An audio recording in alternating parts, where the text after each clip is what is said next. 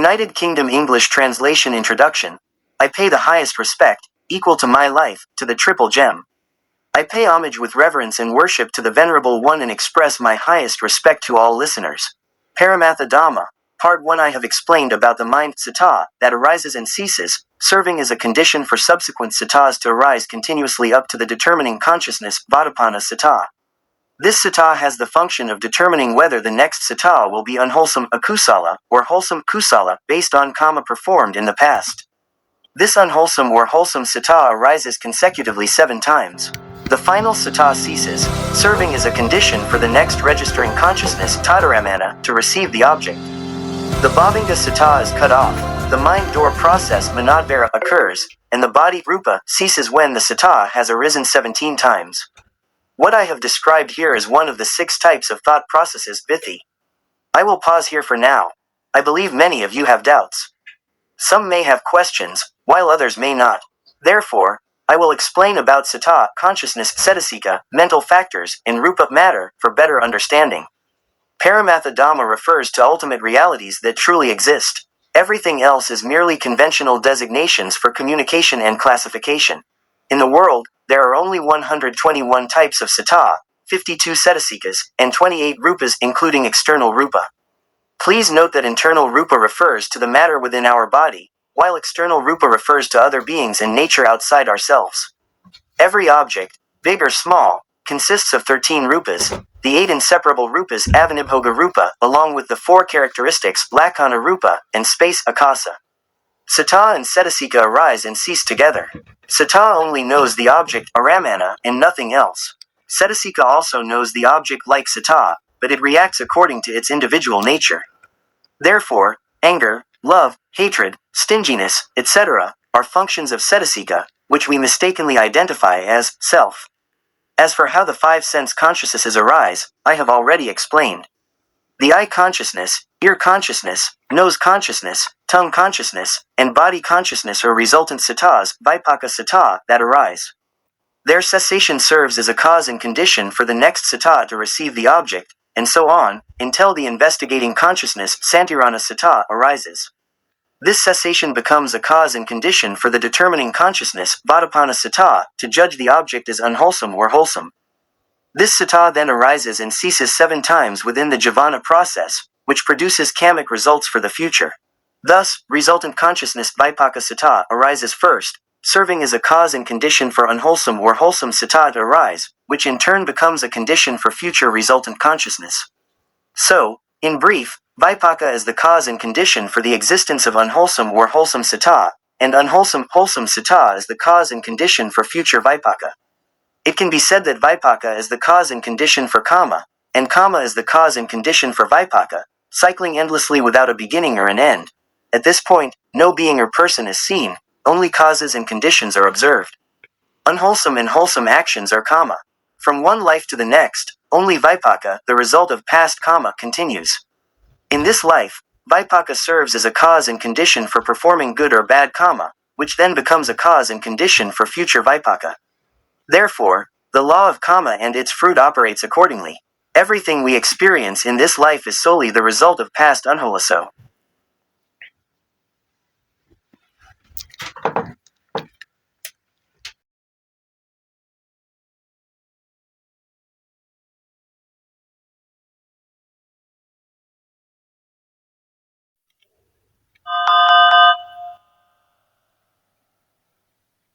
Okay, let's unpack this. Let's do it. Today, we are diving into something so fundamental, it really cuts right through our everyday perceptions of reality. Then we can deep dive into ultimate reality, what the text is called, Paramatha Dhamma, and specifically how the core mechanism of existence actually works. And our mission today, really, is to get our heads around this relentless, impersonal cycle of cause and effect, karma and vipaka, action and result. Right. And by looking at this tiny microscopic cycle, the goal is to see why, at this deep level, the universe just operates. Yeah. Without needing a self or a person in the driver's seat. Exactly. This isn't just abstract philosophy. It's a profound shortcut to seeing the mechanics of your own existence moment to moment. So I think the best place to start has to be with those core building blocks. I mean, if everything I see around me, my desk, this mic, even my own personality, is just a conventional label, A concept, yes. then what are the ultimate realities that truly exist? The Paramatha Dhamma lays out a complete framework. It says that only 3 categories of things are ultimately real. Okay. You have 121 types of citta, or consciousness, 52 citasikas, which are mental factors, and 28 types of rupa, matter. And everything else. Everything else, governments, money, our names, is just a classification, a story we build on top of the constant arising and ceasing of these 3 impersonal things. That is a staggering simplification of everything. So let's focus on the mental side first. Yeah. For someone hearing these terms, citta and citasika, how do we tell them apart? Because this feels like where we confuse an impersonal function for, me. It's a very subtle but absolutely vital distinction. Think of citta, or consciousness, as just pure awareness. Okay. The bare function of knowing an object. It's like a light bulb that's just been switched on. It shines on something, but it doesn't judge it. It doesn't react. It just eliminates. And the citasikas. The 52 citasikas are the mental factors that arise and cease with that citta. They see the same object, but they're the ones that react, each according to its own nature. Ah, okay. So if the citta is the light. Then the citasikas are the color, the heat, maybe the glare, the qualities that come with the light. I see. So when we feel these really powerful visceral things like anger or love or jealousy, we tend to point inwards and say, I am angry. Mm-hmm.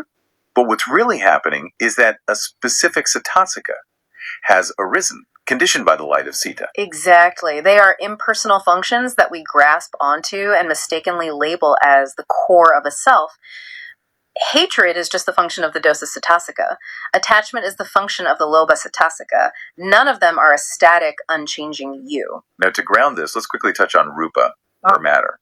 The source material details 28 types, so this framework covers both the mental and the physical. Correct. The physical world starts with what are called the 8 inseparable rupas. Inseparable meaning? They're always found together. The elemental properties, earth, air, fire, water plus color, odor, taste, and what's called nutritive essence.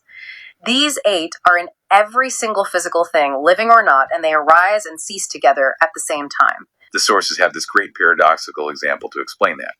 We'd normally think the water has nothing to do with fire, right? The fire element, too. You'd think so, but because all 8 of those rupas have to arise and cease together, water must contain the fire element. Wow. And the earth element and the air element.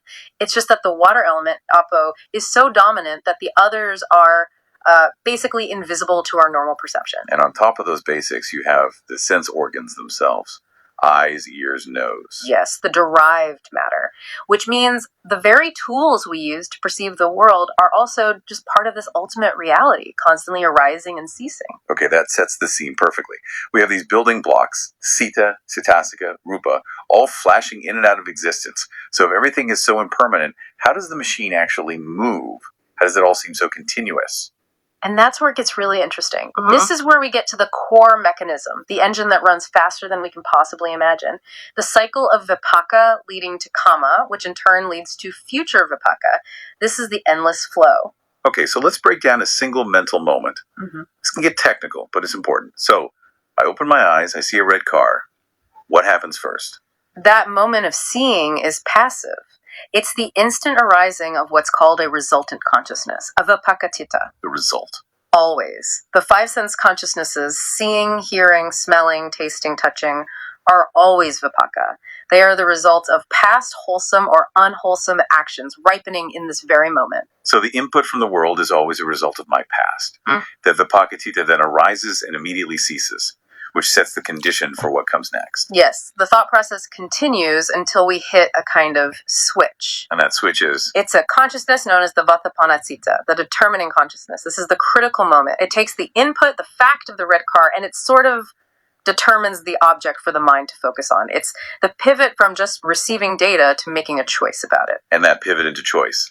That's the moment of kama. Precisely. The Vatapanacitta conditions the arising of the next part of the stream, which is called the Jivana process. Javana. This is a series of 7 super fast consecutive moments of consciousness. And these are the moments of volition. This is kama. So whether those 7 moments are wholesome, kusala, or unwholesome, akusala.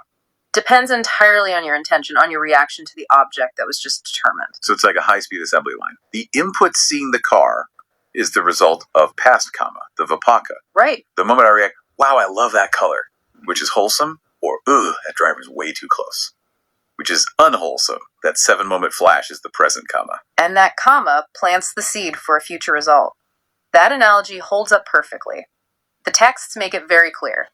Vipaka is the cause and condition for kama, and kama is the cause and condition for future vipaka. A self-sustaining loop. It just flows, without a beginning or an end. So if the entire system is just causes and conditions, one moment leading to the next, what's the profound conclusion the sources draw from observing this? The ultimate insight is that because the whole process is entirely dependent on what came right before it, at this microscopic level of analysis, and this is the quote, "At this point, no being or person is seen. Only causes and conditions are observed." Wow.